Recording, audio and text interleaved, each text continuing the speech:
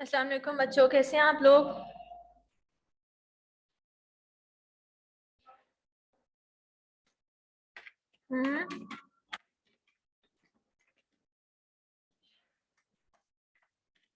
ठीक ठाक है।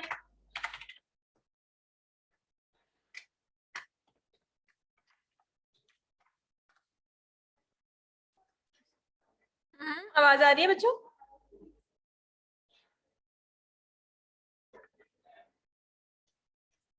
Yes ma'am.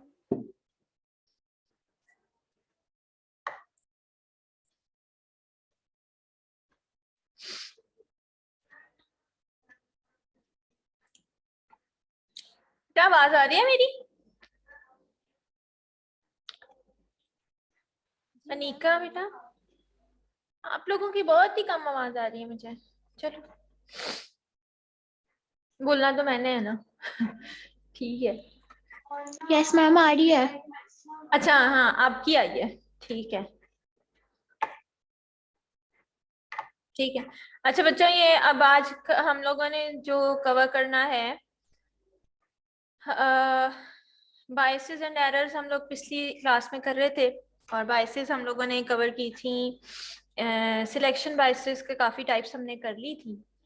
अब कुछ बायसेस ऐसी थी जो हमने कवर नहीं की थी सिलेक्शन में से, वो और साथ में फिर इंफॉर्मेशन बायस है और कंफाउंडर्स का कॉन्सेप्ट विद एग्जांपल्स, वो मैं आप लोगों के लिए प्ले कर रही हूँ। फिर आप लोग, मुझे कोई क्वेश्चंस होंगे फिर हम 5 o'clock इंशाल्लाह उसको मैं देखूंगी, ठीक है। और जो इंफॉर्मेशन बायस है,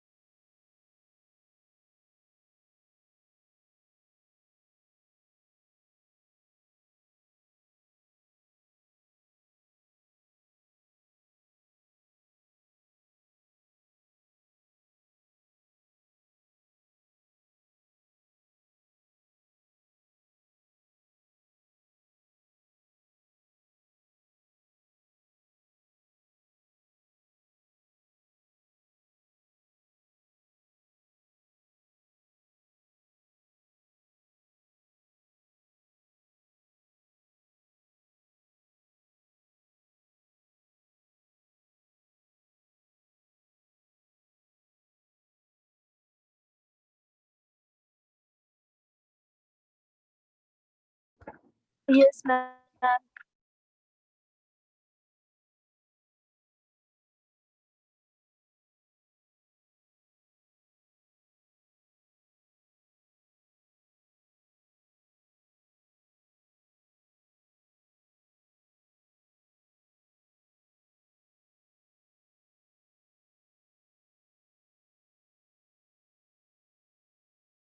ओके नाइस। तो आप लोगों को आवाज आ रही है वीडियो की? Yes ma'am. आ रही है? ये मैंने नो, क्रॉस किया तब भी आ रही है? नहीं अब नहीं आ रही। अच्छा, इसको ऑन करना पड़ेगा। और मैम बारिश की टाइप्स पड़ी थी। बायसेस की टाइप्स थी, वेरी गुड, शाबाश। कोई से अच्छा मुझे बताओ, मेनली हम किस क्लासिफिकेशन में जाते हैं? बायसेस की 3 मेजर टाइप्स कौन सी हैं? मैम सिलेक्शन था, कंपाउंडर्स था और इंफॉर्मेशन थी। वेरी गुड, शाबाश। सिलेक्शन है, इंफॉर्मेशन बायस है यहाँ पे, ठीक है। और थर्ड आपकी कंफाउंडिंग फैक्टर्स हैं या कंफाउंडर्स हैं, ठीक है। वेरी गुड, शाबाश। हम लोगों ने इंफॉर्मेशन कवर की थी कि सिलेक्शन कवर की थी? Selection ma'am. हाँ, शाबाश। हम लोगों ने सिलेक्शन बायस कवर की थी और उसमें हमने काफ़ी सारी टाइप्स ऑफ बायसेस देखी थी। और वो सारी रिलेटेड किससे थी? कि सैंपल से। बेटा आप ठीक है, आवाज आ रही है ना? मैम बहुत कम है, स्लो है मैम। ओके, अच्छा अच्छा, ओके।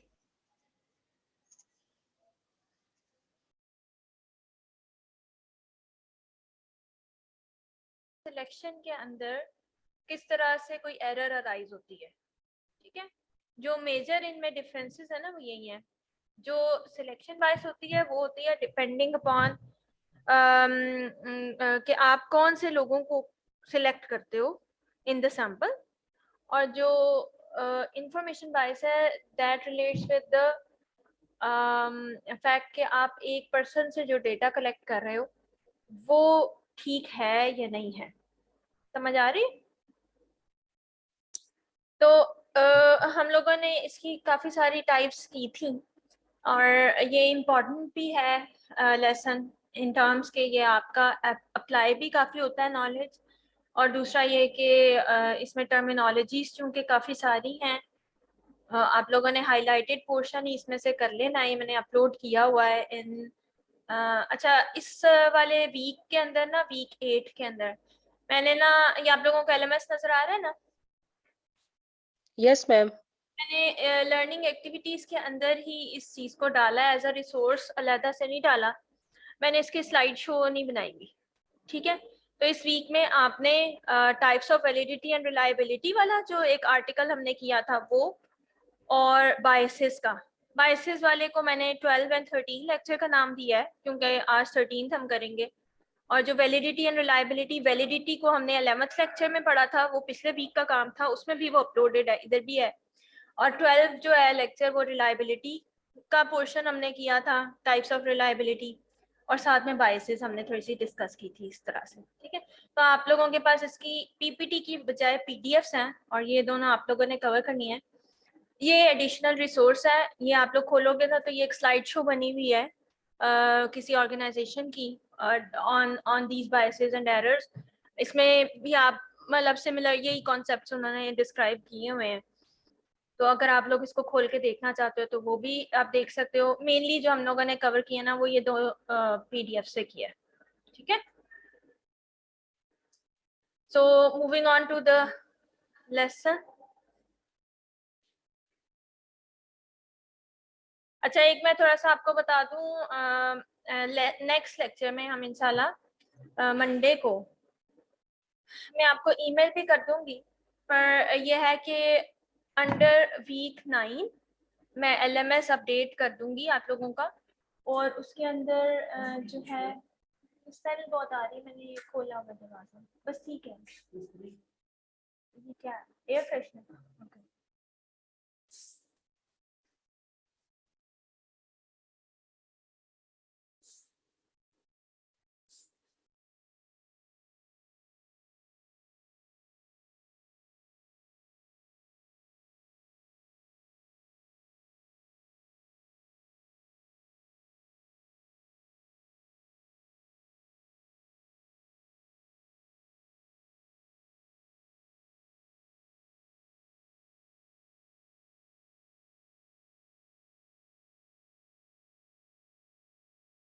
अच्छा बच्चा सॉरी,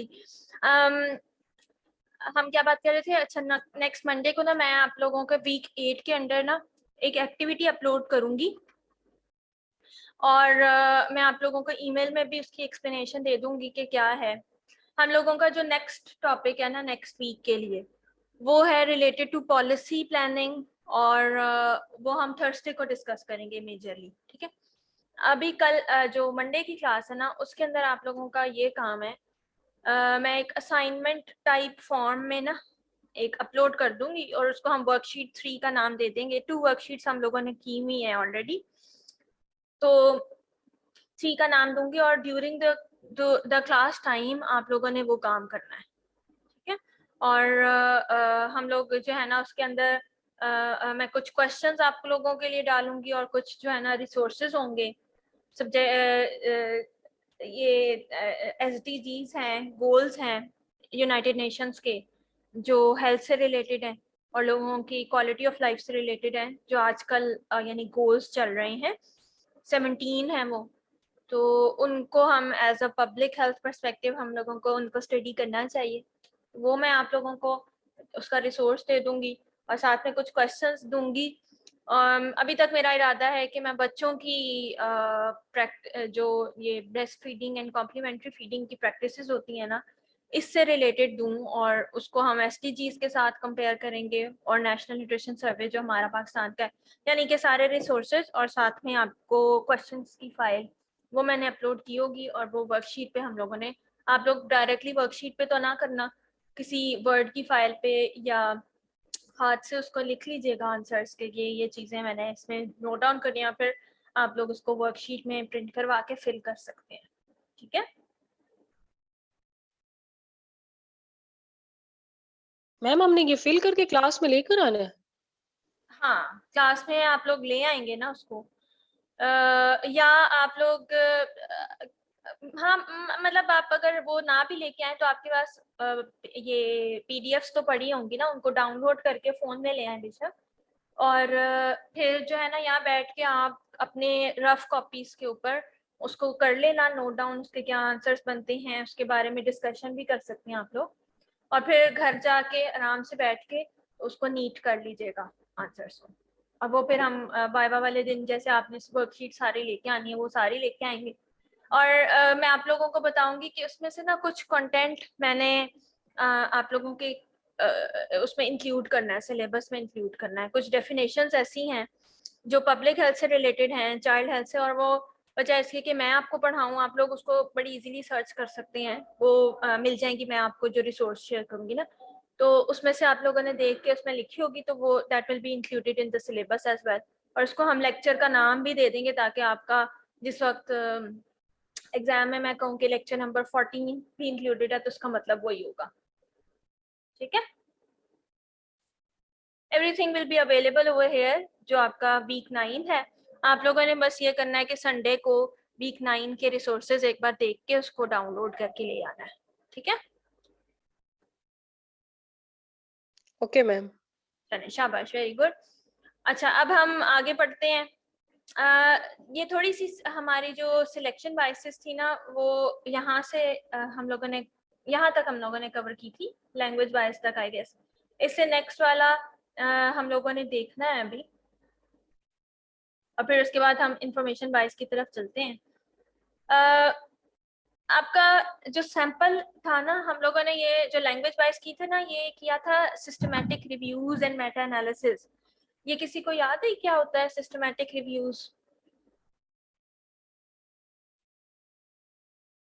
सिस्टमैटिक रिव्यूज बेटा, इसमें और आम रिव्यू आर्टिकल में क्या फर्क होता है? ये हमने थोड़ा सा पिछली क्लास में देखा था कि क्या फर्क होता है, तभी इसकी ये बायस अराइज होती है ना लैंग्वेज वाली। इसके अंदर हम सिस्टमैटिकली, सुन लीजिए, सिस्टमैटिकली चीजों को एनालाइज करते हैं। हम लोगों ने ये नहीं देखना होता पहले से एक फ्रेमवर्क बना के रखा हुआ है और फिर हम देखें कि इससे रिलेटेड हमें क्या आर्टिकल्स मिलते हैं जो हमारी पॉइंट ऑफ व्यू को जस्टिफाई करते हैं। ऐसे नहीं होता। सिस्टमैटिक रिव्यू का मतलब होता है कि हम लोगों ने टॉपिक या ब्रॉड थीम डिफाइन की हुई है और हम उसको सर्च करते हैं कि इससे इस डेट तक इस कंट्रीज में, स्पेसिफिक कंट्रीज या रीजन हो सकते हैं, किसी स्पेसिफिक एज ग्रुप में इन दो वेरिएबल्स के दरमियान में रिलेशनशिप किन किन लोगों ने अपनी रिसर्चेस में देखा, और उन सब रिसर्चेस को बेशक उनके रिजल्ट्स हमारे पर्सपेक्टिव से मैच करते हैं या नहीं करते, हमने सबको लिखना होता है और समराइज वर्जन देना होता है। और उसी को अगर हम स्टैटिस्टिकली दोबारा से एनालाइज करें, यानी कि एक पर्सन ने तो परसेंटेजेस अपनी बता दी ना, एक रिसर्चर ने, दूसरे ने दूसरी बता दी कि इतने परसेंट लोग जो थे ना वो एट रिस्क थे because of this this variable या जो भी, और किसी ने थोड़े और डिफरेंट रिजल्ट्स दिए, तो उन सबको एक डेटा शीट के अंदर पुट करना और उन सब का कंपाइल्ड रिजल्ट देना, ये मेटा एनालिसिस कहलाता है। इसका मतलब ये होता है कि अगर एक रिसर्च में 60 का सैंपल साइज था, एक में 1000 लोग थे, एक में 2000 थे, एक में 100 थे, तो आपके पास जो पूल्ड फाइंडिंग्स आ रही है मेटा एनालिसिस में, वो इतने सारे लोगों की इकट्ठी फाइंडिंग्स आप एवरेज कर रहे हो। ठीक है, तो उसका सैंपल साइज बहुत बढ़ जाता है, और इसलिए इस तरह की स्टडीज को बहुत हाई लेवल की स्टडीज बोला जाता है, क्योंकि ये एविडेंस को कंपाइल करके हमें एक पॉइंट ऑफ व्यू बताती हैं कि किस डायरेक्शन में उन दो वेरिएबल्स का जा रहा है ज्यादातर रिसर्चेस के अंदर, और अगर किसी रिसर्च में बहुत कंट्रास्टिंग रिजल्ट्स आ रहे हैं तो उसकी क्या रीजन हो सकती है। ठीक है, सो इस तरह की स्टडीज में लैंग्वेज बायस आ सकता है, यानी कि अगर हम पब्लिकेशन के लिए देखें, इंग्लिश की पब्लिश रिसर्चेज ही सिर्फ इंक्लूड कर रहे हैं, तो क्या पता किसी और लैंग्वेज की रिसर्चेज जो हैं उनमें किसी और तरह से डिफाइन किया होता, वो हमने इंक्लूड नहीं की। इस वजह से लैंग्वेज बायस ये सिलेक्शन बायस के अंडर क्यों है, क्योंकि हम आर्टिकल सिलेक्ट करते हैं इसके अंदर, ठीक है। इसी तरह ये वाली जो आगे है ना साइटेशन बायस और डिसेमिनेशन बायस, ये भी इसी से रिलेटेड है। आप देखो कि साइटेशन बायस का मतलब होता है कि कौन से साइटेशन का मतलब क्या होता है कि जी ये जैसे यहाँ पे लिखा हुआ है ना, ये 28 जो है ना, ये आर्टिकल नंबर 28, और आप इसके जो बॉटम में रेफरेंसेस पे जाओगे ना, तो यहाँ पे जो 28 नंबर होगा ना, इसने अपने आर्टिकल में वो बात की होगी जो ऊपर 28 का रेफरेंस दिया हुआ है, ठीक है। इस तरह का ये जो छोटा सा 28 लिखा हुआ है ना, इसको साइटेशन बोलते हैं, that you are citing the work of another person, ठीक है। अब ये बायस किस तरह से बन सकती है कि उन्हीं जिन मैम, चीजों, हाँ ये हम 22 की आगे टाइप्स पढ़ रहे हैं। हाँ, ओके ओके। अभी हम सिलेक्शन बायस की ना 2-3 टाइप्स रह गई थी, उसके बाद फिर हम इंफॉर्मेशन के ऊपर आते हैं, ओके मैम। ठीक है।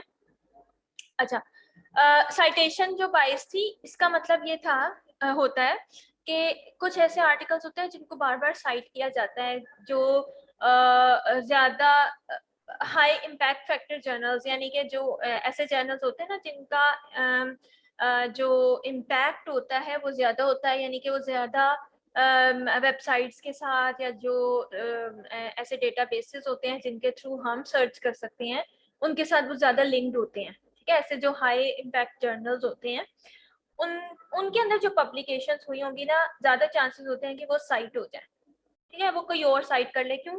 क्योंकि जब हम सर्च करते हैं ना, तो वो सबसे ऊपर अपीयर होती है, ठीक है।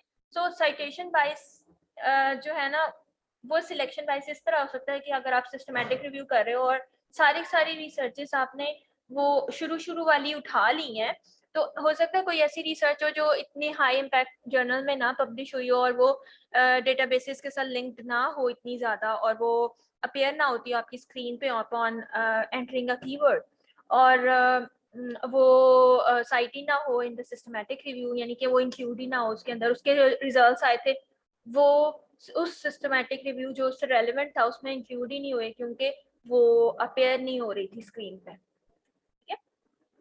तो इसलिए जरूरी होता है कि सिस्टमैटिक रिव्यूज के अंदर बड़ा देख के किया जाता है, और जो कॉमनली यूज्ड साइट्स होती हैं, आमतौर पे हम लोग पबमेड इस्तेमाल करते हैं, PUBMED, पबमेड। ये मेडिकल जर्नल्स का बड़ा एक डेटाबेस है, और इसके अंदर बड़ी जो है ना बड़ी वास्ट जो जर्नल्स हैं उनके साथ ये लिंक्ड होता है। तो ये सारे के सारे ऑलमोस्ट जो इसके अंदर आप जो भी कीवर्ड एंटर करते हो, तो सारे जितने भी रेलेवेंट स्टडीज होती है ना, वो उसके साथ आपको जो है ना दे देता है वो। सो साइटेशन बायस को कम किया जा सकता है, लेकिन ये एक तरह की बायस है। डिसेमिनेशन बायस का मतलब होता है, डिसेमिनेशन बोलते हैं किसी चीज को फैलाना, डिसेमिनेट करना, ठीक है, फैलाना या स्प्रेड करना। तो जब पब्लिश किया जाता है तो डिसेमिनेशन की जाती है उस रिसर्च की, ताकि आप लोगों तक, आपके अगर रिसर्च आपने की और थीसिस के अंदर आपने लिख दिया और उसको बंद करके आपने अपनी अलमारी के अंदर रख दिया, तो किसी को भी नहीं पता चलेगा कि क्या फाइंडिंग्स आई, जब तक आप उसको पब्लिश नहीं करते।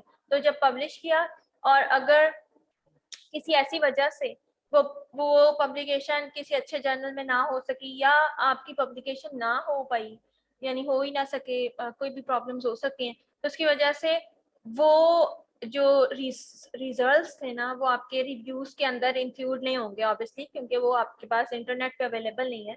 इस चीज को कम करने के लिए आमतौर पे एक और टर्म इस्तेमाल करते हैं हम। मैं एक साथ फाइल खोल ही लेती हूँ,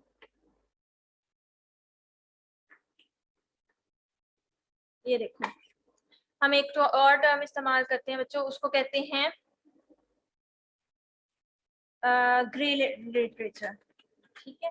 ये आमतौर पे जो अच्छे सिस्टमेटिक रिव्यूज होते हैं उनके अंदर सिर्फ ऑनलाइन हम लोग नहीं सर्च करते कि कौन से आर्टिकल्स पब्लिश हुए हैं, उनके अंदर ना हम फिर नॉन पब्लिश्ड चीज़ें भी देखी जाती हैं, जैसे थीसिस रिपोर्ट्स हो गई, वो आपकी HEC की जैसे रिपोजिटरी में पड़ी हुई होती हैं, या न्यूज़पेपर आर्टिकल्स हो सकते हैं जो ऐसे जर्नल्स के अंदर पब्लिश नहीं हुए हुए, जो डेटाबेसेस के साथ लिंक्ड है ना, उनको भी रिट्रीव करने के फिर तरीके होते हैं। अगर आपने अच्छे वाला रिव्यू करना है तो, ठीक है।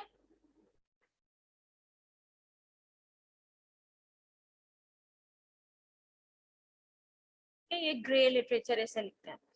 सो फिर उसके बाद ही हम आते हैं पब्लिकेशन बायस। ये भी बड़ा इससे साथ लिंक दिया है। डिसेमिनेशन का मतलब होता है कि आप जो है ना, अच्छा इसके अंदर कुछ ऐसी चीजें भी आ जाती हैं इसमें भी और पब्लिकेशन बायस में भी कि ना कुछ जगहों पे कुछ एथनिसिटीज की जो है ना उनके साथ डिस्क्रिमिनेशन हो रही होती है, या कुछ रीजन्स की डिस्क्रिमिनेशन होती है, या कुछ लैंग्वेजेस की, कि कुछ जर्नल्स जो हैं वो स्पेसिफिक जगहों के या कुछ स्पेसिफिक एथनिसिटीज को प्रेफर करते हैं, या अपने इंस्टीट्यूट के आर्टिकल्स को पब्लिश करना प्रेफर करते हैं। तो इस तरह की अगर कोई प्रॉब्लम्स हों, या अगर आपके पास due to the lack of funding आप कोई अच्छी रिसर्च नहीं कर सके क्वालिटी की, और इसकी वजह से आपकी फाइंडिंग्स किसी अच्छे जर्नल में पब्लिश नहीं हो रही, इस तरह की बायसेस जो हैं वो पब्लिकेशन बायस कहलाती है। और ये सिलेक्शन वाइज उसी सेंस में बनती है कि आप जब सिस्टमैटिक रिव्यूज या किसी और रिव्यू के अंदर उस चीज को इंक्लूड करना चाहते हो तो वो अवेलेबल नहीं होता, ठीक है। फिर इसके बाद ये हमने हाईलाइट किया हुआ है withdrawals to follow up. This is very interesting thing. इसका मतलब ये होता है कि आपका जो फॉलो अप स्टडीज हैं, ठीक है, फॉलो अप स्टडीज का मतलब होता है कि जिनके अंदर आप लॉन्गिट्यूडनल डेटा कलेक्ट कर रहे हो। कोहॉर्ट और एक्सपेरिमेंटल स्टडीज ये हम इनकी डिटेल्स करेंगे जब स्टडी डिजाइंस करने हैं हमने इंशाल्लाह।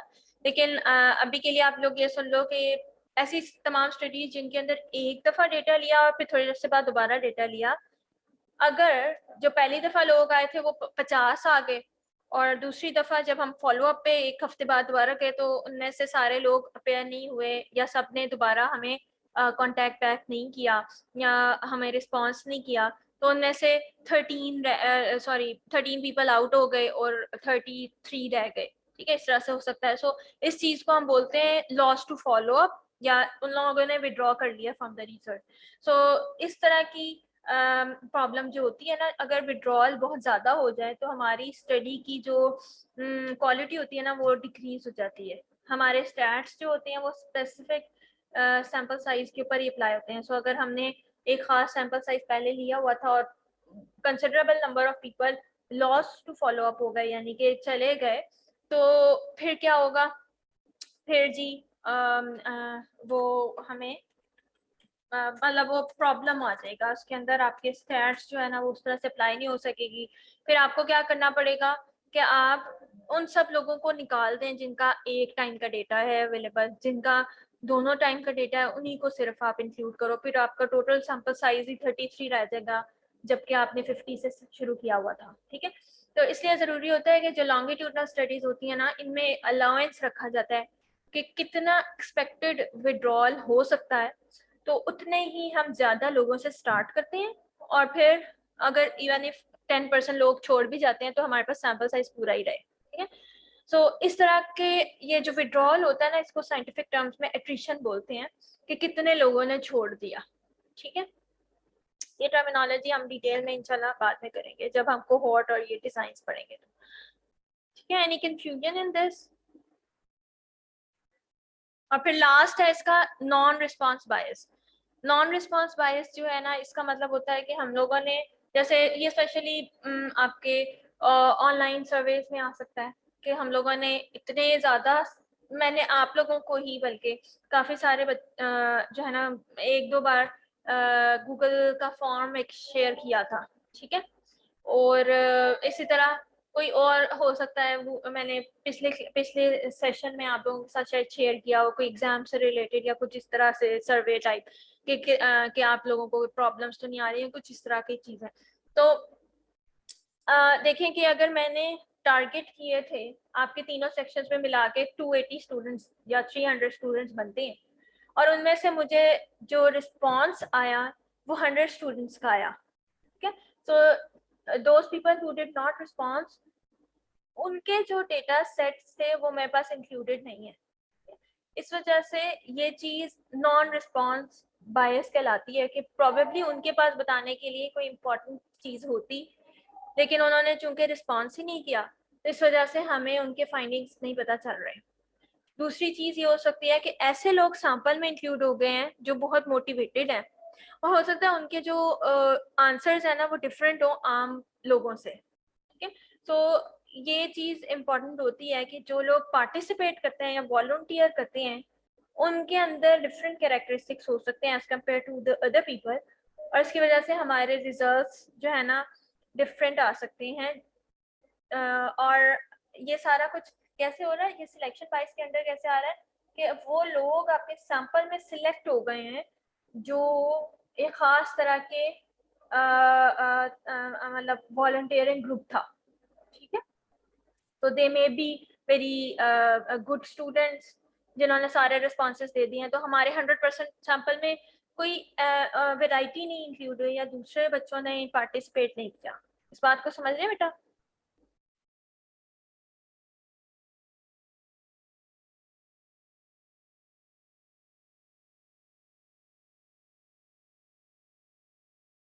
जी मैम। ठीक है, शाबाश। चलो अब नेक्स्ट करते हैं हम इंफॉर्मेशन बायस। इंफॉर्मेशन बायस का जनरल आप लोगों ने देख लिया था ना कि इन्फॉर्म करना गलत हो रहा है, यानी कि इंफॉर्मेशन हमें जो गैदर कर रहे हैं ना हम इंफॉर्मेशन वो गलत हो रही है या उसमें एरर है। इसमें सबसे इम्पोर्टेंट मिसक्लासिफिकेशन बायस है। मिसक्लासिफिकेशन बायस का हम जनरल कॉन्सेप्ट सिर्फ देखेंगे।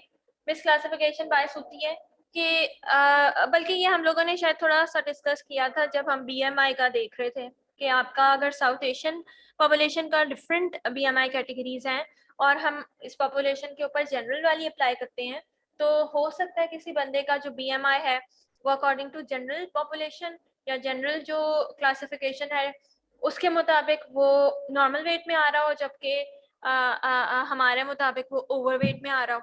ठीक है, इस चीज को यानी देखो ये क्रिटिकल क्यों है, हम लोगों ने लोगों को डिवाइड करना है इन overweight category, normal weight, overweight, underweight and obese categories, और फिर हमने देखना है कि जो ओवरवेट लोग थे उनकी डाइटरी हैबिट्स क्या थी, जो अंडरवेट लोग थे उनकी हैबिट्स क्या थी ओबेसिटी की, और जो नॉर्मल थे उनकी क्या हैबिट्स हैं। ठीक है, अब जब हमने एक पर्सन जो ओवरवेट था उसको नॉर्मल वेट की कैटेगरी में डाला हुआ है, उसकी हैबिट्स अगर खराब भी होंगी तो हम क्या कहेंगे कि इससे वेट अफेक्ट नहीं होता। समझ आ रही है? सो ये मिसक्लासिफिकेशन जो होती है ना, या आप जैसे डायग्नोज कर रहे हो कोई डिजीज और एक पर्सन आपने डायग्नोस्टिक क्राइटेरिया इतना अच्छा वाला नहीं लिया, इतना स्पेसिफिक नहीं लिया, तो आप उस पर्सन को मिसक्लासिफाई कर दोगे टू नॉर्मल नॉर्मल पर्सन, जबकि वो डिजीज्ड पॉपुलेशन के अंदर फॉल करता था। ठीक है, सो ये चीज जो है ना इसको मिसक्लासिफिकेशन बायस बोलते हैं। आपने गलत क्लासिफाई किया, बिकॉज ऑफ दैट आपके एंड रिजल्ट्स गलत आ सकते हैं, एरर आएगा उसके अंदर। ठीक है, Yes, ma'am. ठीक है। अच्छा, इसके अंदर ये चीज ये भी आ जाती है, जैसे इसमें एग्जांपल दी हुई है कि एंड डिजिट प्रेफरेंस है, या आप जो राउंडिंग ऑफ करते हो अपने डेटा की, जैसे आपने हाइट मेजर की उसको राउंड ऑफ कर दिया, तो अगर आपकी राउंड ऑफ जो आपने किया है वो सबका सिमिलर तरीके से नहीं हुआ, किसी के लिए आपने अगर उसका 5 पे आ रहा था उसको बैक वाले पॉइंट पे ले गए हो, और किसी का 5 पे आ रहा था तो उसको अगले वाले पॉइंट पे आपने कंसिडर किया है, तो कुछ लोगों को आपने उनकी हाइट या वेट ज्यादा कर ली है नोट, और कुछ लोगों की कम नोट कर ली है, तो इस तरह से भी फिर आगे जाके मिस क्लासिफिकेशन हो सकती है because of that more weight that you have recorded or less weight that you have recorded। समझ रहे हैं बात को? इसकी टाइप्स आप लोग मैं एक मिनट है,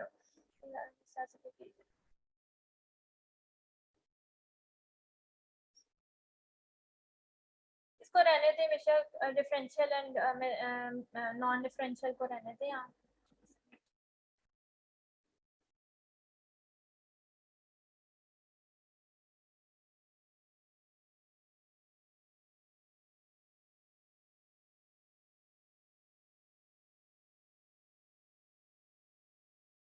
ओके, चलो अब हम आसान वाली करते हैं।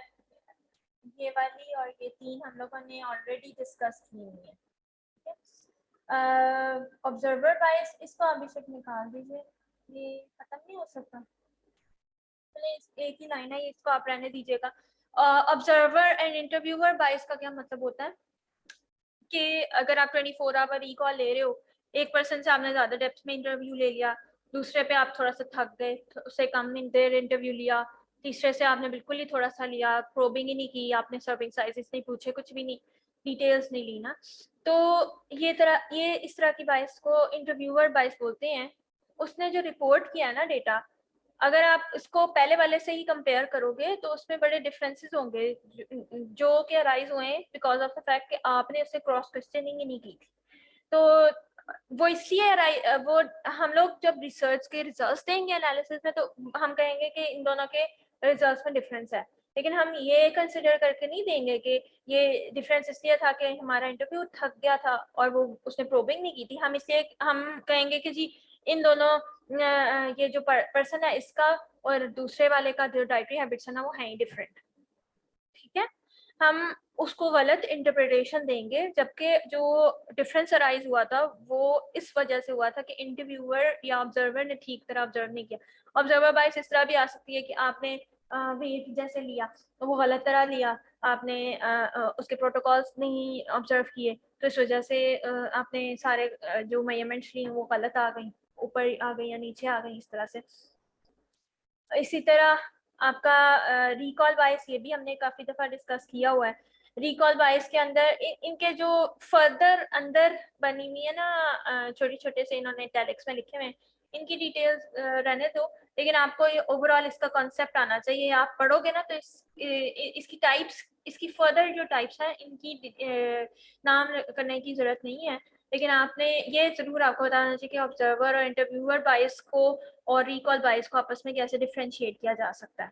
ठीक है, रिकॉल बायस क्या होती है, बड़ी इजी, कि हम किसी से कुछ पूछ रहे हैं और वो रिकॉल नहीं कर पा रहा। इसमें फूड आइटम की रिकॉलिंग भी आ सकती है कि वो फूड आइटम नहीं रिकॉल कर पा रहा, या पोर्शन साइजेस की रिकॉलिंग नहीं हो रही बिकॉज ऑफ द फैक्ट कि आपके सामने कोई इंटरव्यूअर बैठा है तो आपको सारा कुछ भूल गया है, ये भी हो सकता है। ये भी हो सकता है कि आप जो है ना इतनी नहीं, आपने गौर से खाया ही नहीं था, तो इस वजह से भी रिकॉल बायस आ सकती है। सो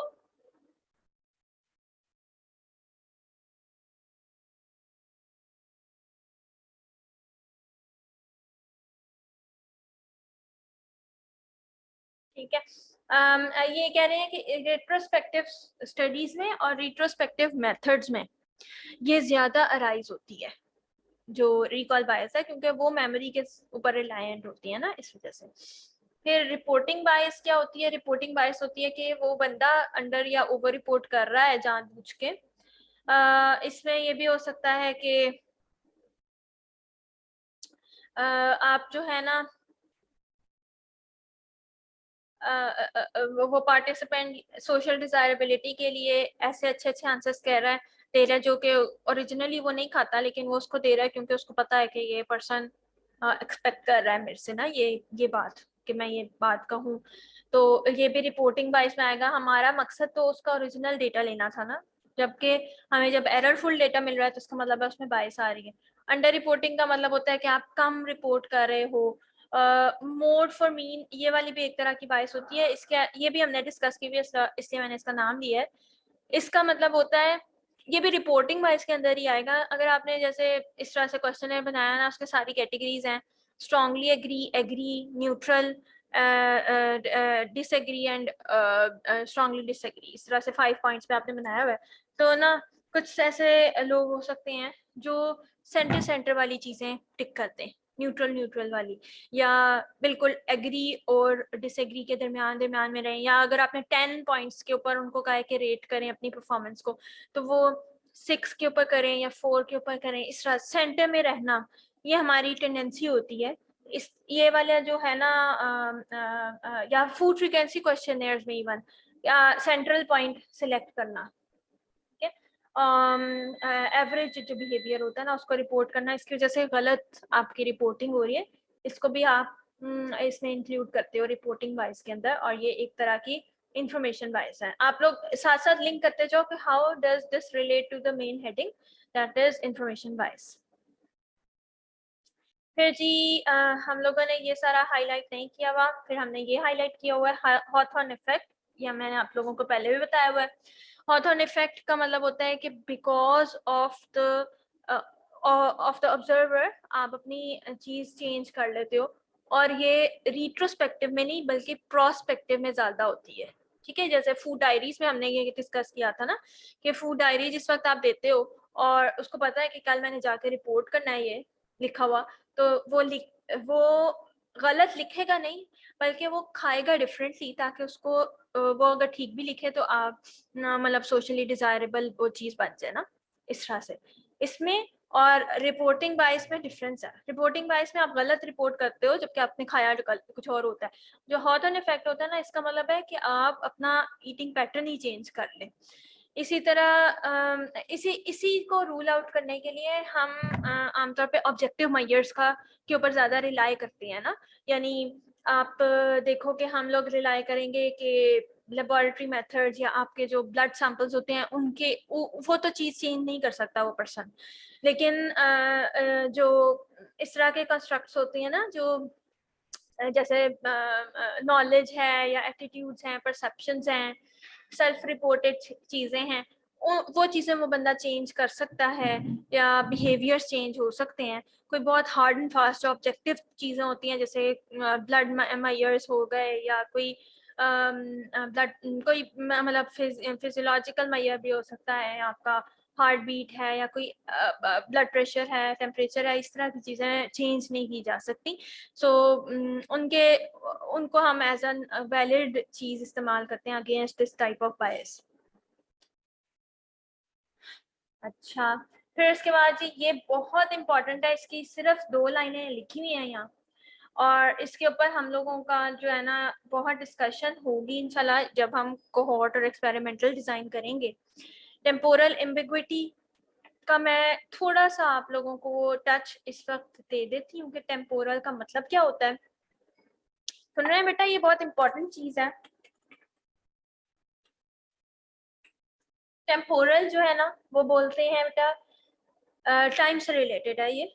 ठीक है, अगर आप ये कहना चाहो कि x लीड्स टू y, ठीक है, तो इसका मतलब क्या होगा? x पहले आएगा और y बाद में आएगा ना।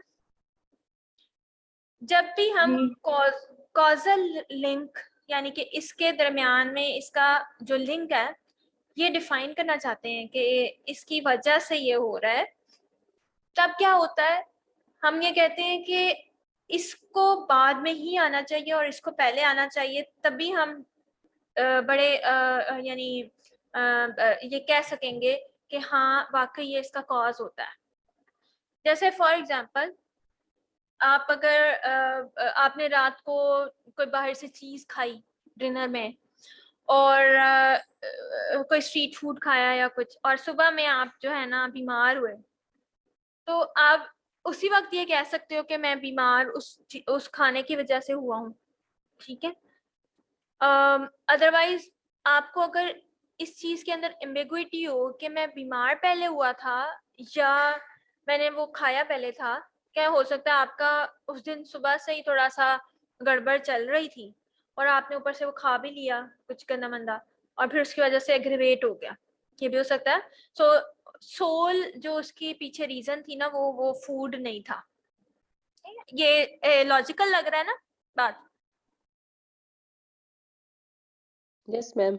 हाँ, तो टेम्पोरल Yes, का मतलब ma'am. होता है कि टाइम वाइज आपकी कोई एम्बिग्विटी नहीं होनी चाहिए कि कॉज पहले आया था कि इफेक्ट पहले आया था। अगर आपके पास ये एम्बिग्विटी होती है ना, तो हम ये नहीं कह सकते कि कॉज एंड इफेक्ट का रिलेशन, चाहे हम ये कह सकते हैं कि हाँ ये दोनों वेरिएबल्स एक दूसरे के साथ लिंक्ड हैं, but we do not know कि कौन किसका कॉज है कौन किसका इफेक्ट है। ठीक है, दोनों टू वेज हो सकता है।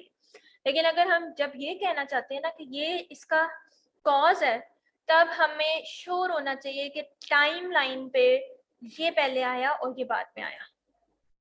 अगर हमारे पास ये श्योरिटी नहीं होती ना, इसको बोलते हैं टेम्पोरल एम्बिग्विटी, और मतलब एम्बिगुअस हैं हम, सही है।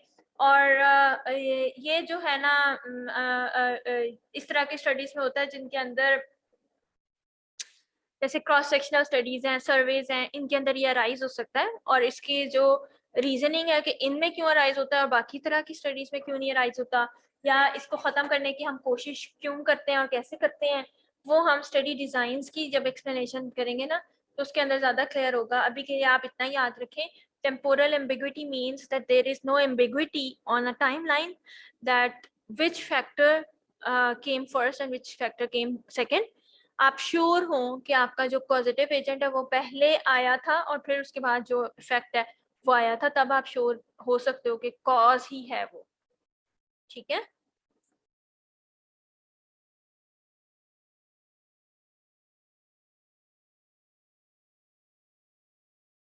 समझ आई? अच्छा, अब एक और तरह की यस बाइस मैम। है विल रॉजर्स फिनोमेना। इसको मैं आसान करके आपको बता देती हूँ। हमारे चूंकि बहुत सारी जल्दी जल्दी से इनोवेशंस हो रही होती हैं, चीज़ें चेंज हो रही होती हैं, तो ये जो लॉन्ग टर्म स्टडीज होती है ना, जैसे अगर 2 साल तक एक कोई स्टडी चलनी है तो फॉलो अप स्टडी थी और वो 2 साल तक चलनी है, आपने पहले साल में जो diagnostic criteria for example use किया था ना, वो अगले साल में जाके आउटडेट हो जाता है या वो चीज यूज नहीं होती, या आपकी पॉलिसी अपडेट हो जाती है। जैसे आप कह लो कि ये कोविड के लिए अगर आप पहले साल उन्होंने डिफाइन नहीं किया हुआ था ना कौन सी चीज सबसे ज्यादा इफेक्टिव है इसके खिलाफ, फिर उसके बाद वैक्सीनेशन उन्होंने बनाई, फिर मास्क का इस्तेमाल, सोशल डिस्टेंसिंग, ये डिफाइन हुए थे, पॉलिसीज डिफाइन हुई थी। ठीक है, सो पहले साल में शायद इतनी ज्यादा चीजें डिफाइन नहीं थी, फिर अगले साल ज्यादा डिफाइन हो गई, तो हम कहते हैं कि ये अलोन इतना वर्क नहीं करता है, दोनों को साथ ही वर्क करना चाहिए। इस इंटरवेंशन को हमें इस तरह बेहतर बनाया जा सकता है। तो एक स्टडी जो पिछले साल स्टार्ट हुई वो जब फॉलो अप पे जाएगी ना, तो असल में हम ये करते हैं कि जो प्री टेस्ट और पोस्ट टेस्ट हो ना वो सिमिलर तरीके से टेस्ट हो, तभी हम उन दोनों के दरमियान में रिलेशनशिप फाइंड आउट कर सकते हैं ना। अगर हम कोई डायग्नोस्टिक क्राइटेरिया चेंज कर देते हैं पोस्ट टेस्ट में और प्री में कोई और तरह का है, तो हम उन दोनों को कंपेयर नहीं कर सकेंगे। इसी तरह अगर आप डायग्नोज जो लोगों को कर रहे हो उस स्टडी में इंक्लूड करने के लिए पहले साल में किसी और तरह किया है, दूसरे साल में किसी और तरह किए, तो इस तरह की चीज की वजह से उसके अंदर प्रॉब्लम आ गई। ठीक है, बायस आ सकती है, एरर आ सकती है कि आपने पहले साल में जो लोग एक्सक्लूड किए थे according to the criteria of the second year वो भी इंक्लूड होने चाहिए थे, लेकिन वो नहीं इंक्लूड हुए, तो आपकी स्टडी के अंदर फ्लॉज आते हैं इस तरह। तो ये लॉन्ग टर्म लॉन्गिट्यूडनल स्टडीज के साथ एसोसिएटेड फिनोमिना है और इसको भी रूल आउट करने के तरीके होते हैं जिनको हम अभी दिन डिस्कस कर रहे। उन्होंने कहा है कि ये जो over a period of time due to the innovations और टेक्नोलॉजी चेंज होने से या नए नए मेथड्स डिफाइन होने से जो चेंजेस आती हैं उनकी वजह से जो फ्लॉज अराइज हो सकते हैं रिसर्चेस में, उनको विल रॉजर्स ने स्टडी किया था और उसको उसी के नाम से उसका फिनोमेना कहते हैं। ठीक है, और ये भी एक तरह के इंफॉर्मेशन बायस है। इंफॉर्मेशन बायस का मतलब है कि आपको जो इंफॉर्मेशन मिल रही है बेशक वो गलत लोगों की सिलेक्शन की वजह से मिल रही है या गलत डायग्नोस्टिक टेस्ट की वजह से या प्री एंड पोस्ट का क्राइटेरिया चेंज होने की वजह से हो रही है, वो इंफॉर्मेशन गलत है। ठीक है, तो ये क्लियर है। इसके बाद मैं कंफाउंडिंग के ऊपर जाती हूँ और फिर मैं इसको कंक्लूड करती हूँ। मैम एक दफा रिपीट कर दे, आपने कौन कौन सी इंफॉर्मेशन बायस की टाइप्स करवाई हैं? कौन कौन सी बताई है? अच्छा, इंफॉर्मेशन में आपने मिस क्लासिफिकेशन देखा, मेजर टाइप है। फिर इसकी जो सब क्लासिफिकेशंस है ये हमने डिफाइन नहीं की। फिर डिटेक्शन बायस भी हमने डिफाइन नहीं की। ये भी सारी मिस क्लासिफिकेशन बायस की टाइप्स ही हैं। हमने मिस क्लासिफिकेशन बायस की जनरल इंफॉर्मेशन जनरल उसका किया, फिर ऑब्जर्वर इंटरव्यूअर किया, रिकॉल किया, रिपोर्टिंग किया। ठीक है, ये इसकी टाइप्स की। फिर इसके अलावा हमने हॉथॉर्न इफेक्ट किया, ये मिस क्लासिफिकेशन बायस नहीं है, ये वैसे है। फिर उसके बाद हमने टेम्पोरल एम्बिग्विटी को डिस्कस किया और विल रॉजर्स को डिस्कस किया। मैम आप विल रॉजर्स को एक्सप्लेन कर दें एक बार प्लीज। अच्छा, विल रॉजर्स जो है ना, ये एक बंदा है जिसने ये जो स्टडी मतलब ये फिलोसोफर है, यानी उसकी फिलोसफी यूज हुई हुई है इसके अंदर कि over a period of time चीजें चेंज हो सकती हैं, ठीक है। अगर कोई डायग्नोस्टिक टेस्ट है फॉर एग्जांपल, वो ज्यादा अच्छा बन गया है, ज्यादा स्पेसिफिक बन गया है over a period of time, और आपकी स्टडी जो थी उस दौरान चल रही थी, तो पहले आपने जिस टेस्ट से किया था वो इतना वैलिड नहीं था, और जो आप during a course of the study अपना टेस्ट चेंज कर लेते हो ना, उस वजह से एरर्स अराइज हो सकती हैं, बिकॉज आपका क्राइटेरिया चेंज हो जाता है, ठीक है। जैसे हम ये बीएमआई वाले ही कर लेते हैं बेशक, कि आपने पहले जब उसको बनाना शुरू किया ना, तो वो आपने उस वक्त से पहले बनाया, आपने लोगों को रिक्रूट किया इन द स्टडी जब साउथ एशियन पॉपुलेशन की क्लासिफिकेशन नहीं आई हुई थी, ठीक है। बहुत पुरानी बात हो जाएगी इस तरह तो, लेकिन खैर, तो during the course of your study वो नई एक क्लासिफिकेशन आई, और उन्होंने कहा कि पिछला वाला जो है ना आप आम पॉपुलेशन पे यूज ना करें, साउथ एशियन पॉपुलेशन पे यूज ना करें, तो आपकी तो स्टडी में लोग इंक्लूड ही उसकी वजह से हुए थे, ठीक है। आप जब पोस्ट टेस्ट करेंगे तो असूलन आपका पोस्ट टेस्ट और प्री टेस्ट सेम तरह से ही होना चाहिए था, यानी आपने अगर कोई इंटरवेंशन देनी थी कि लोगों का जो ओवरवेट है, ओवरवेट लोग हैं वो कम कैसे कर सकते हैं अपना वेट, उनको कोई इंटरवेंशन आपने दी, 2 इयर्स तक आपने फॉलो अप करना था और बाद में देखना था कि उनका वेट किस क्लासिफिकेशन में फॉल करता है। तो अगर आप पहले जो है वो किसी और तरह से आप उनको क्लासिफाई करके ओवरवेट में आपने लेके गए थे, और पोस्ट टेस्ट में आप साउथ एशियन वाला यूज करके उसको ओवरवेट डिफाइन करने की कोशिश करो कि ये बंदा आप किस में फॉल करता है, तो वो तो क्राइटेरियाज एक दूसरे से मैच ही नहीं करते ना। सो प्रॉब्लम यहाँ पे अराइज होगी कि आपका ज्यादा बेटर जिस वक्त चीजें डिफाइन हो जाती हैं या रिफाइन हो जाती हैं, उसके वजह से एरर्स अराइज हो सकती हैं। अब इसमें दो ही ऑप्शन है हमारे पास, या तो फिर हम इग्नोर करें साउथ एशियन वाले को और पोस्ट टेस्ट में भी वही वाला यूज करें जो हमने पहले किया था, ये हम कर सकते हैं उसकी कंसिस्टेंसी मेंटेन करने के लिए, ठीक है। कंसिस्टेंसी तो मेंटेन हो जाएगी, लेकिन वो वैलिड नहीं होगी इंफॉर्मेशन, बिकॉज कि हम लोगों ने उस पॉपुलेशन पे अप्लाई होने वाला जो क्राइटेरिया था वो अप्लाई नहीं किया, ठीक है। सो या वैलिडिटी आप कर सकते हो या रिलायबिलिटी कर सकते हो, और वैलिडिटी भी पूरी तरह नहीं हम इसमें डिफाइन कर सकते, सर्टेन नहीं कर सकते। इस तरह की प्रॉब्लम को हम रॉजर्स फिनोमेना कह रहे हैं।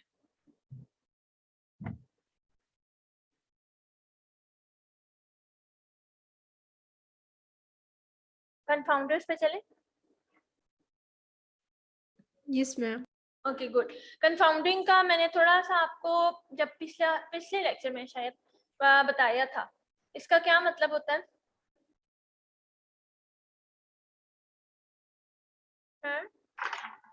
मैम कि थर्ड एक्सटर्नल फैक्टर है जो कि हमने कंसीडर नहीं किया, जो कि अफेक्ट कर रहा है हमारे स्टडी के रिजल्ट्स को।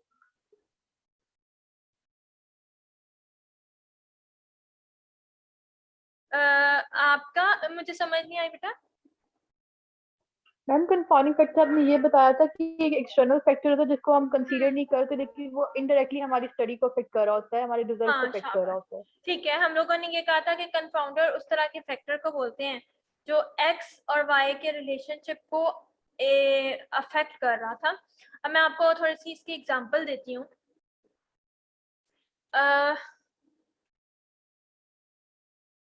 अच्छा, और अगर कंफाउंड ये ना हमारे लेक्चर के अंदर एपिडेमियोलॉजी का मेरा ख्याल है नेक्स्ट वीक में हमारे जो लेक्चर्स आ रहे हैं उसके अंदर कंफाउंडिंग का कॉन्सेप्ट हम लोगों ने डिटेल इंक्लूड की हुई है।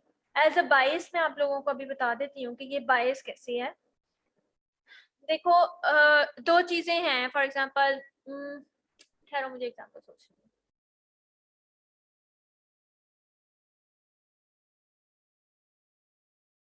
अच्छा चलो, हम लोग ना स्टडी कर रहे थे, एक बंदे ने ना बड़ा इनोवेटिव स्टडी की और उसने देखा कि जो एसीज है ना, ठीक है, एसी की सेल बढ़ रही है, ठीक है, और ना साथ में लोग आइसक्रीम्स भी ज्यादा खा रहे हैं, ठीक है।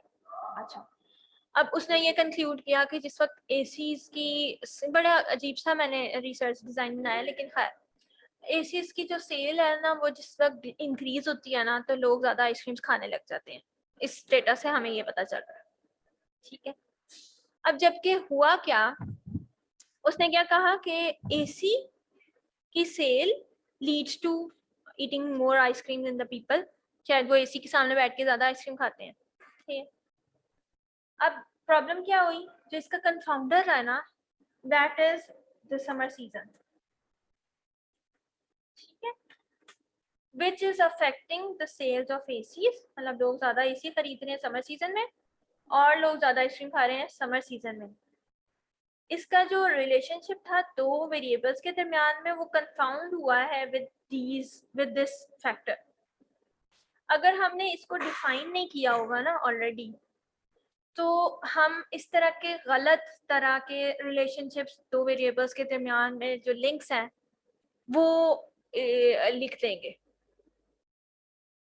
समझ आ रही बात की?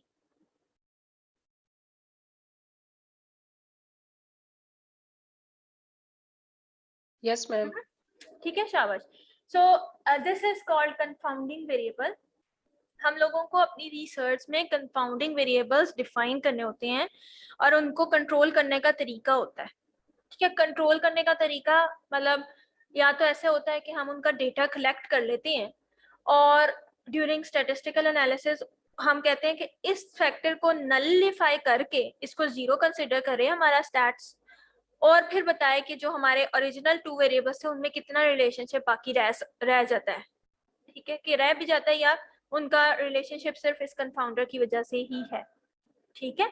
सो हम ये इस तरह से कंक्लूड कर सकते हैं कि इन दोनों चीज़ों के दरमियान में आपस में डायरेक्ट लिंक नहीं है।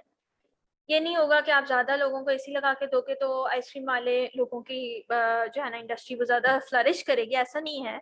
आपको समर सीजन की वजह से ये दोनों चीज़ें मिल रही हैं, ठीक है। सो अगर हम इस तरह का गलत दो लिंक्स डिफाइन कर देते हैं ना, इस तरह के रिलेशनशिप्स को हम बोलते हैं स्प्यूरियस रिलेशनशिप्स या लिंक्स, ठीक है। और हम जो है ना, अगर हम कंफाउंडर्स को सही तरह डिफाइन नहीं कर पाते, और एक कंफाउंडर नहीं होगा, इसमें मल्टीपल कंफाउंडर्स आ सकते हैं। इस एग्जांपल में शायद एक है, लेकिन जो जनरल हमारी रिसर्चेस होती हैं उनके अंदर आमतौर पे एज जो होता है या जेंडर होती है या एजुकेशनल स्टेटस है, इनकम लेवल है, आपका और क्या है, लाइफस्टाइल फैक्टर्स बहुत सारे ऐसे हैं जो अफेक्ट करते हैं आपके डिजीज को और डाइटरी इनटेक को, ठीक है।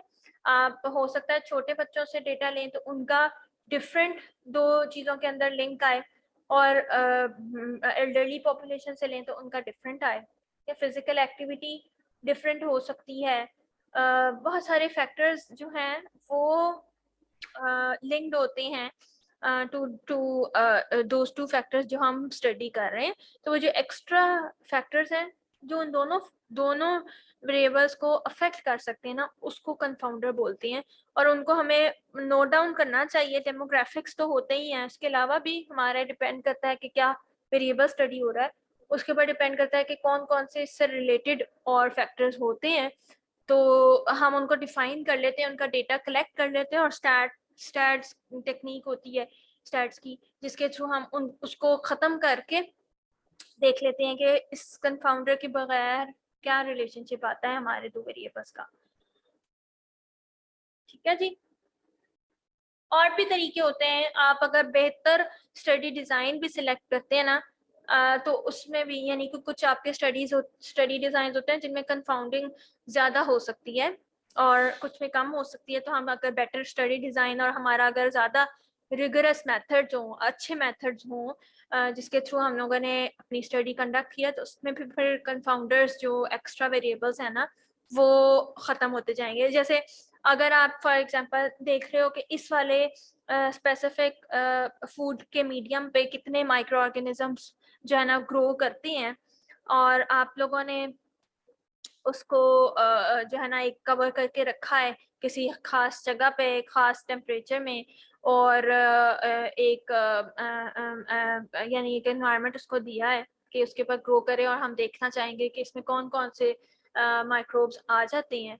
सो कंफाउंडिंग वेरिएबल कोई भी ऐसी चीज़ हो सकती है जो उस टेम्परेचर को या उस ह्यूमिडिटी लेवल को या जैसे अगर इवन आप अगर उसके पास किसी ने स्नीज कर दिया है फॉर एग्जांपल, तो वो चीज़ उसके माइक्रोब्स के अंदर इजाफा कर सकती है या डिफरेंट वैरायटीज उसके अंदर ऐड हो सकती हैं।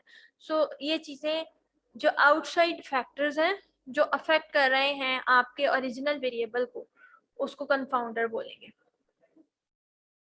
ठीक है।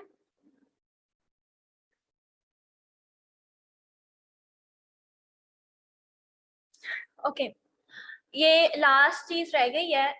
अच्छा, ये चौथे पॉइंट के तौर पे डिफाइन हुआ हुआ है। इसको हम ऐसे ही करते हैं और इजी इजी से आए। मैं आप लोगों को जनरल इनके बारे में आइडिया बता देती हूँ ये क्या होता है।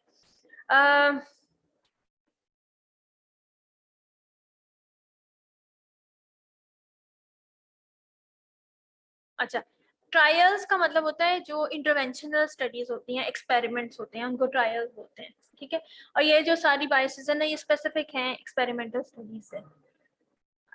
एलोकेशन ऑफ इंटरवेंशन बायस। ठीक है, आप लोगों ने ना पता है क्या करना है, जब हम स्टडी डिजाइन कर लेंगे ना, उसके बाद ये वाला डॉक्यूमेंट एक दफा दोबारा पढ़ना है। उस वक्त आपको बहुत सारी चीजें और भी समझ आएंगी इसके अंदर से। ठीक है, ट्रायल्स जो है वो आपके एक्सपेरिमेंट्स हैं, सही।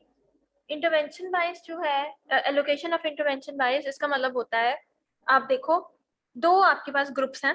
ठीक है, दो ग्रुप्स हैं, उनमें से एक ग्रुप को आपने खास किस्म का कोई फूड आइटम खिलाना है। इंटरवेंशनल स्टडीज में यह होता है कि हम उनके अंदर कुछ इंटरवेंशन करते हैं, आपने उनको खिलाना है कुछ और दूसरे वाले ग्रुप को नहीं खिलाना, और उनके रिजल्ट्स देखने हैं।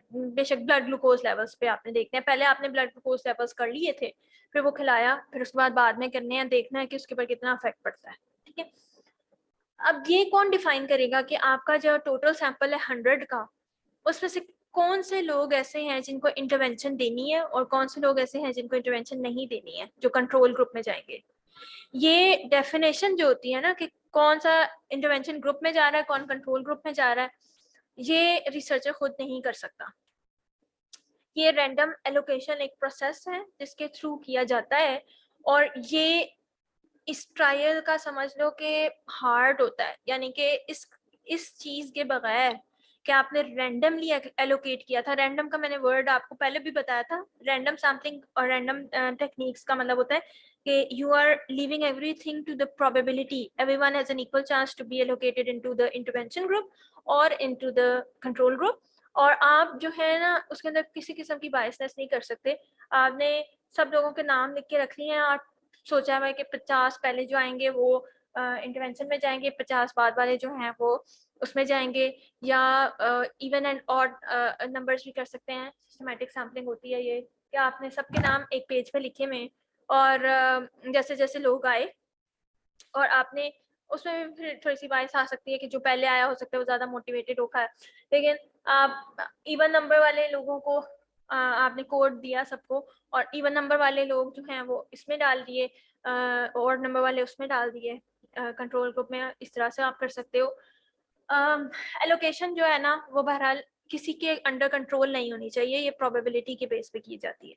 सो अगर एलोकेशन जो है इंटरवेंशन की वो बायस्ड हो, अगर रिसर्चर ने खुद की हुई हो कि ये बंदा मेरा दोस्त है, इसको इंटरवेंशन में डाल देती हूँ, ये ज्यादा बेहतर जो है ना वो चीज खाएगा और मुझे ज्यादा बेहतर रिजल्ट्स मिलेंगे, अगर आपका अप्रोच ये है तो ये इंटरवेंशन बायस कहलाती है, एलोकेशन ऑफ इंटरवेंशन बायस।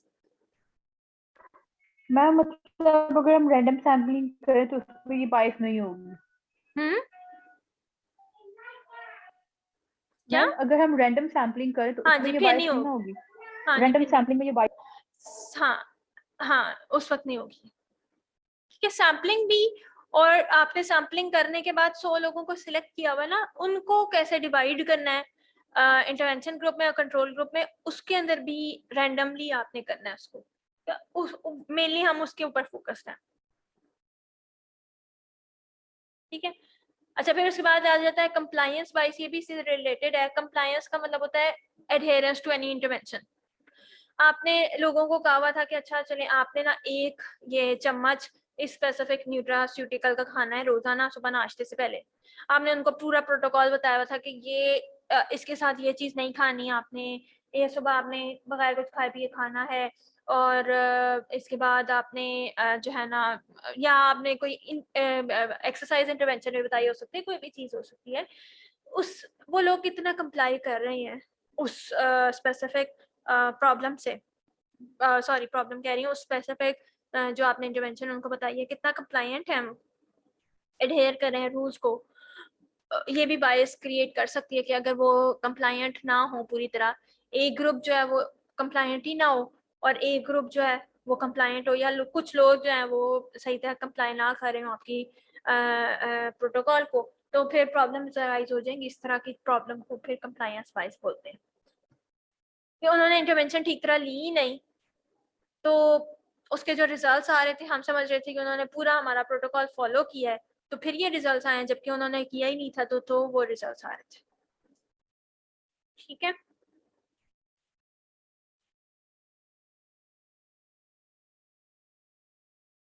अच्छा कंटेमिनेशन बायस का मतलब होता है आपने दो लोगों को किया, दो ग्रुप्स को सॉरी सिलेक्ट किया, एक इंटरवेंशन ग्रुप था एक कंट्रोल ग्रुप था। ठीक है, इंटरवेंशन ग्रुप जो था, अच्छा जैसे अगर मैं आप लोगों के सेक्शन को एक खास तरह पढ़ाऊं, ठीक है, और फिर आपका टेस्ट लूं, और दूसरे जो सेक्शन है ना उसको मैं कुछ भी ना पढ़ाऊं और फिर उनका टेस्ट लूं, ठीक है, दोनों के रिजल्ट्स में डिफरेंस आ जाएगा ना। ठीक है, लेकिन प्रॉब्लम ये हुई कि मैं ये देखना चाह रही थी कि मेरे उस पढ़ाने से कितना अफेक्ट होता है लोगों के ग्रेड्स के ऊपर, या वो जो मुझे रिस्पॉन्सेस देते हैं उनका नॉलेज कितना एनहांस हो रहा है उससे। जो दूसरा ग्रुप था वो मेरा कंट्रोल ग्रुप था, और उनको मैंने डेलिबरेटली नहीं दी थी एजुकेशन, फिर मेरा प्लान था कि आफ्टर द टेस्ट मैं उनको बताऊंगी चीजें। अब हुआ ये कि उनमें से कुछ बच्चे जो है ना वो सेक्शन ए में क्लास लेने आ गए, क्योंकि ये मॉर्निंग में होती है। उन्होंने ना बाकी सारी क्लास को अपने सेक्शन के बच्चों को बता दिया जाके कि हमने ये देखा है आज पढ़ा है। ठीक है, उन्होंने सारा उनको बता दिया। अब क्या हुआ, जो कंट्रोल ग्रुप में मेरा एम था ना वो अचीव नहीं होगा, बिकॉज उनमें से बेशक थोड़े बच्चों को, लेकिन बच्चों को पता है कि इस टेस्ट में क्या आने वाला है, या मैंने उनको क्या बताया हुआ है, वो राइट आंसर्स लगा देंगे। ये बायस जो है ना कि आपका जो कंट्रोल ग्रुप है वो और जो इंटरवेंशन ग्रुप है वो आपस में मर्ज हो रहे हैं, इस चीज को कंटेमिनेशन बायस बोलते हैं। ठीक है,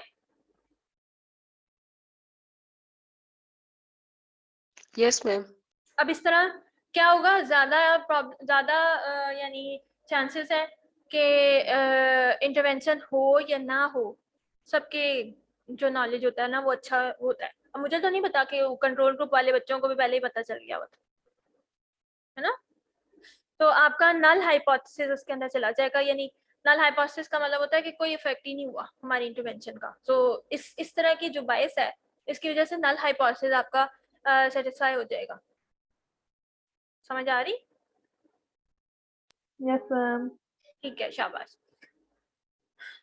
डिफरेंशियल मैच्योरिंग का सुन लो। डिफरेंशियल मैच्योरिंग का मतलब होता है, ये जो ट्रायल्स होते हैं ना ये फॉलो अप स्टडीज होती है ना, ऑब्वियसली आपने प्री टेस्ट किया, फिर इंटरवेंशन की, फिर पोस्ट टेस्ट किया, पोस्ट टेस्ट और प्री टेस्ट यानी कि फॉलो अप किया उन्हीं लोगों का दोबारा। तो डिफरेंशियल मैच्योरिंग का मतलब होता है कि आपका जो कंट्रोल ग्रुप वाला लोग हैं और इंटरवेंशन ग्रुप वाले लोग हैं उनके पास ऐसे रिसोर्सेज प्रेजेंट हैं जो कि डिफरेंट है। यानी आपका जो इंटरवेंशन ग्रुप वाला जो लोग है ना वो over a period of time आपने आपकी इंटरवेंशन से नॉलेज गेन कर रहे हैं, और जो कंट्रोल ग्रुप वाला लोग है ना उनके पास वैसे ही कोई एडवांटेजेस थे जिसकी वजह से वो भी नॉलेज गेन कर रहे हैं। ठीक है, तो फिर एंड पे क्या होगा कि उन दोनों का सेम सिमिलर आ जाएगा, हालांकि आपने उनको इंटरवेंशन नहीं भी दी। डिफरेंशियल मैच्योरिंग का मतलब ये है, असल में ना ये करते हैं ट्रायल्स में कि आपका जो कंट्रोल ग्रुप है और इंटरवेंशन ग्रुप है ना वो एक दूसरे से बिल्कुल मतलब बहुत हद तक मैच्ड होने चाहिए। ये नहीं होना चाहिए कि एक के पास एडवांटेजेस हों दूसरे की निस्बत, वरना तो फिर हमारे वैसे ही कंफाउंड हो जाएगी ना स्टडी।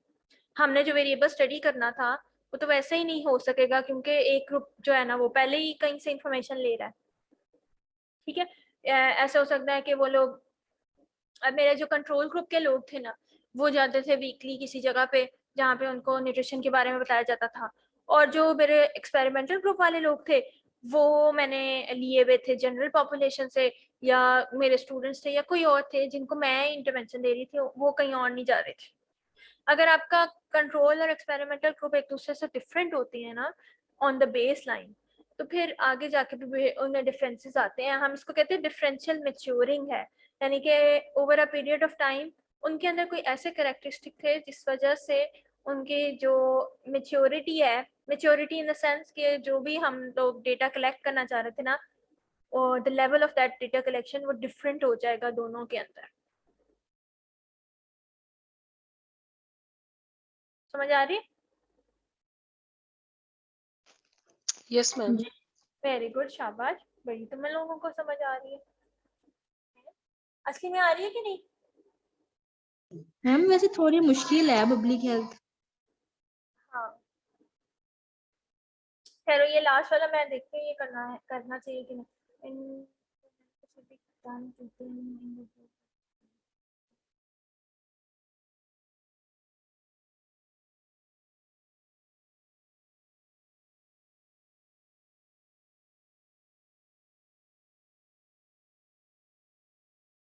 मैम छोड़ दें, रहने पहले ही दें। वो तो हो गया है। ये आप लोग रहने दें, इसको स्किप करते हैं। जी अस्सलाम वालेकुम बच्चों, कोई कंफ्यूजन तो नहीं है इसमें? ये हमने लास्ट वाला छोड़ दिया है, ठीक है।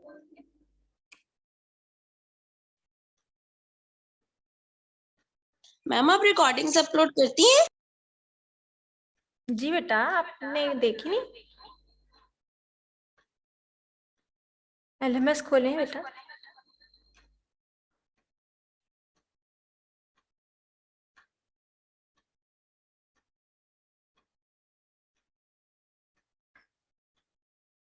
कोई क्वेश्चन है इससे रिलेटेड, बायसेस से रिलेटेड? No ma'am. कि सारा समझ आ गया है?